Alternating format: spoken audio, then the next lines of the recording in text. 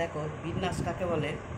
নির্দিষ্ট সংখ্যক বস্তুগুলির মধ্যে থেকে কয়েকটি বা সবগুলি একসঙ্গে নিয়ে এক প্রকার সাজানো একটিকে বিন্যাস বলে। যেমন ধরো আমি এখানে একটা এম এন ও তিনটি একটা আলফাবেটিক্যালি অর্ডার দিলাম।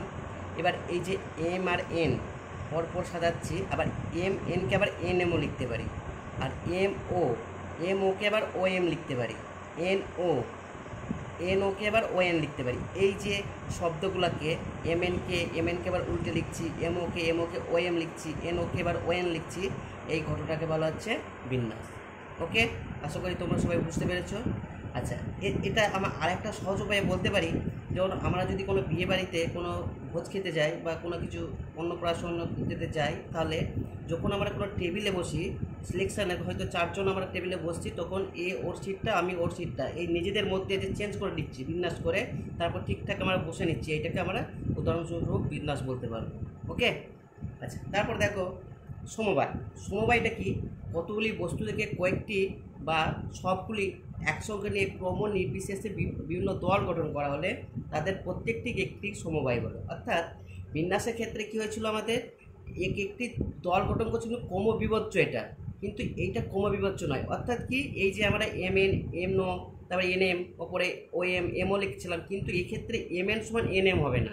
এইটাই হচ্ছে বিন্যাস আর সমবায়ের মধ্যে মূল পার্থক্য। ঠিক আছে, আশা করি তোমরা এটা বুঝতে পারছো। এবার এই যে বিন্যাস জিনিসটা বা সমবায় জিনিসটা কি, এগুলো আমরা সূত্র সহকারে নিচে প্রকাশ করছি বা দেখছি। দেখো, তোমাদের সুবিধার জন্য আমি একসাথে সূত্রগুলো সব সামারাইজ করে রেখেছি।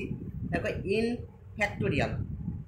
আচ্ছা, এই যে এন ফ্যাক্টোরিয়াল মানে কি বোঝায়? এইটাকে ফ্যাক্টোরিয়াল চিহ্ন মানে বোঝাচ্ছে যে কোনো সংখ্যা বা যে কোনো সংখ্যা হতে পারে, ওটা সেটা সবে পূর্ণ সংখ্যা হতে হবে, কোনো পয়েন্ট বা দশমিক নয়। এটা এন মানে এন সংখ্যক পর্যন্ত বা ইনফাইনাইট পর্যন্ত, এইটাকে এন ফ্যাক্টোরিয়াল বলছি আমরা। জিরো ফ্যাক্টোরিয়াল মানে কি? এটা ওয়ান, মানে এটা সূত্রটা সবসময় তোমরা মনে রাখবে। তারপরে এন পিআর, এটাকে যদি আমরা বিন্যাস করি তাহলে কী হবে? এন ফ্যাক্টোরিয়াল বাই এই যে আমাদের উপরে এন আর নিচে আর আছে, এইটার বিয়োগফল, অর্থাৎ এন বিয়োগ আর তার ফ্যাক্টোরিয়াল। আচ্ছা, 4 নম্বরটা দেখো, এন পি এন। এইরকম ফিগারে যদি কোনো আমরা বিন্যাস তৈরি করি তাহলে কী হবে?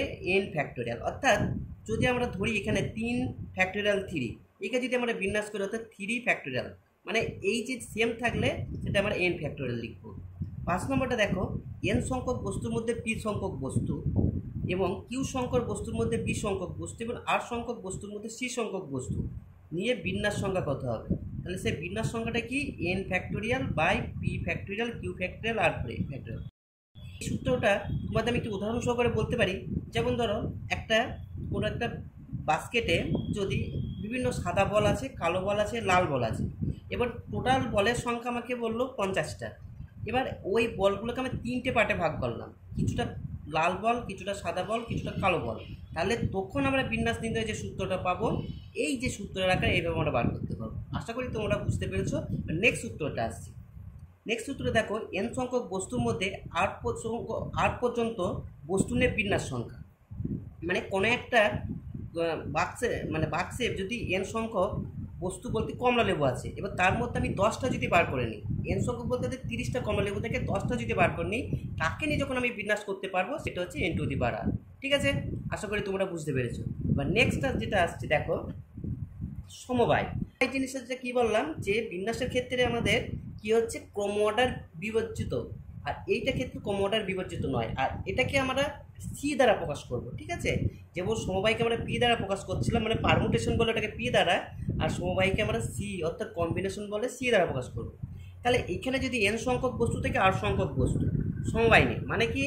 ধরো আমার কাছে এন সংখ্যক তাস আছে, মানে 52টা তাস আছে, তার মধ্যে আমি 10টা তাস নিলাম। এবার সেই 10টা তাস দিয়ে যদি আমি সমবায় করি, তাহলে তখন যে সূত্রটা হবে এন সি আর। ঠিক আছে, তখন যে সূত্রটা হবে এন সি আর। এটা সি হবে বন্ধুরা, পি নয় সি। তাহলে N factorial R factorial N বিয়োগ আর। আচ্ছা, তারপরে আর সেকেন্ড যে সূত্র এন সি আর বলতে এখানে যদি আমরা সংক্ষেপে একটা সূত্র প্রকাশ করতে পারি, আর ফ্যাক্টোরিয়াল গুণ এন পি আর। অর্থাৎ কম্বিনেশনের সাথে পারমিউটেশনের মানে যদি আমাকে সম্পর্কিত কোনো সূত্র বলে, তখন আমরা ডাইরেক্ট এটা লিখে দিতে পারবো। ওকে, নেক্সট দেখো, এন সি জিরো সমান সমান কী লিখতে হবে? এন সি জিরো বলতে এখানে এই কম্বিনেশনের নিচে যদি 0 হয় তখন যেটা ডাইরেক্ট আমরা কি লিখবো 1। আচ্ছা 4 নম্বর দেখো এনসিআর।